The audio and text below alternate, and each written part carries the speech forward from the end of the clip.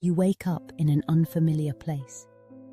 The air feels cold and your head is spinning. You try to move, but your body feels heavy, sluggish, like you're still half asleep. Where are you? You try to recall how you got here, but your memory is a blur, like a fog that's swallowing everything you know.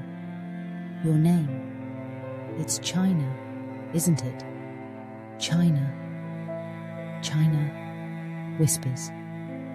But it doesn't feel right, does it? The reflection. It's you, but it's not. Something is wrong. You feel like an imposter in your own skin. You've always looked like this, haven't you? But why does it feel like you've never seen yourself before? You back away from the mirror, terrified. You turn around, eyes wild. The room is empty, save for the clutter. But you hear footsteps coming from the hallway. And then you hear the footsteps. Someone's coming. You don't recognize their voice when they call your name. China? China, are you okay? It's a man's voice, friendly, but there's something off. His tone is too familiar, like he knows you, but you don't know him. The door creaks open slowly, revealing a man in his late 20s, James, dressed casually. He smiles at you, but his eyes don't match the warmth in his expression. He looks almost expectant. James, concerned, but a little too eager. You're up. Good. We were starting to get worried. How are you feeling? You freeze, eyes darting. You don't know who this is.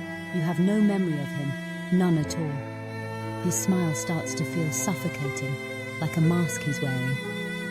You open your mouth to speak, but the words don't come. Who is he?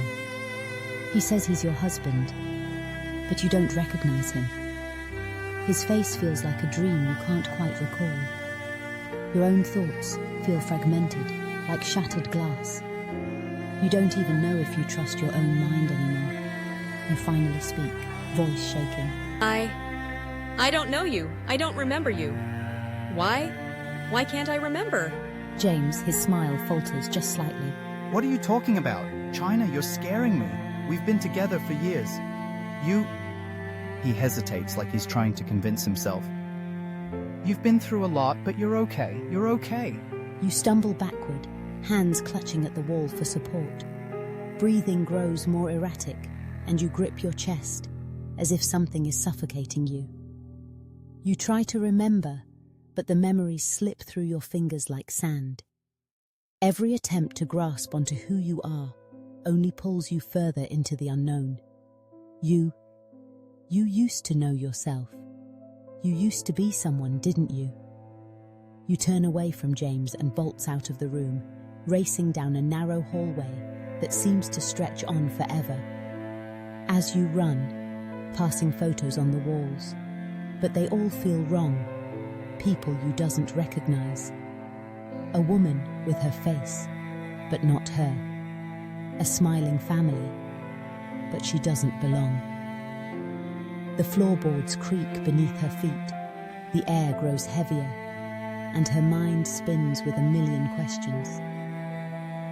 Who are you really? Who is this man? Are you even the same person you once were? You reach a door at the end of the hallway. You open it, but the room inside is dim, eerily quiet. The mirror on the far wall reflects your face again. But this time, something's different. You approach it slowly. Your reflection moves, but not in sync with yourself. It smiles again, its eyes wide with something dark, something sinister. You don't know who you are anymore. Maybe you're losing yourself.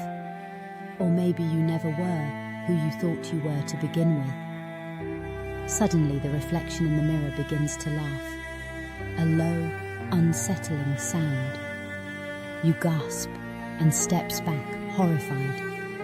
The reflection's smile widens, stretching impossibly wide, the face distorting until it's almost unrecognizable. And then you realize it's not just you who's forgotten. It's them too. The one you thought you were. And the one who's standing right behind you. James now standing in the doorway, his smile stretched unnaturally wide. His eyes are empty, cold. James, softly, with a growing edge of malice. You were China, but not anymore. And now, you'll never remember who you really were, because they're already wearing your face. Subscribe for more chilling tales, if you dare.